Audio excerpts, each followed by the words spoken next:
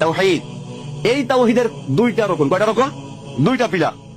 আল্লাহ তাআলা বলছেন ফামাই ইয়াকফুর বিত্তাগুত, সুতরাং যে ব্যক্তি তাগুতকে কুফর করলো, প্রত্যাখ্যান করলো, বর্জন করলো, ইয়াকফুর কুফর করলো, এরপরে বলছেন ওয়া ইউমিন বিল্লাহি, আল্লাহর উপর ঈমান আনলো। এই কয়টা কাজ হলো? দুইটা। একটা কাজ কি? কুফর বিত্তাগুত। দুই নম্বর কাজ কি? ঈমান বিল্লাহ।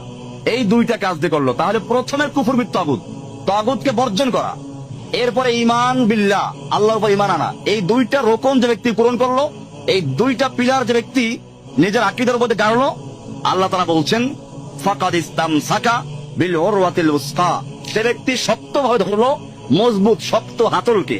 অর্থাৎ ধরাটাও তার শক্ত হলো, হাতলটাও মজবুত হলো। এখন আর ছিঁড়ে দেবে না। লাং ফিসামা লাহা, ইনফিসাম ছিঁড়ে দেবা, লা মানে না, লাং ফিসামা লাহা এটা কখনো ছিঁড়ে দেবার নয়। তার এই আয়াতে ক্লিয়ার হয়ে গেল যে তাওহীদের মূল ভিত্তি কয়টা জিনিস উপরে? একটা হচ্ছে কুফর বিত্তাগুত, আরেকটা কি? ঈমান বিল্লাহ। কোরআন শরীফের সূরা নাহলের 36 নম্বর আয়াতে বলা আছে, সেখানে বলা আছে ওয়ালাকাদ বাসনা ফি কুল্লি উম্মাতির রাসূলা, আমরা প্রত্যেক উম্মতের ভিতরে রাসূল প্রেরণ করেছি আনে আবুদুল্লাহ ওয়াজতানিবুত তাগুত, এই মর্মে আদেশ দিয়ে জানে আবুদুল্লাহ, তোমরা এক আল্লাহর ইবাদত করবে, ওয়াজতানিবুত তাগুত, এবং তাগুত থেকে ইজতিনাব করো, নিরাপদ দূরে থাকো, নিরাপদ দূরে থাকো, ওর সংস্পর্শ আসা যাবে না।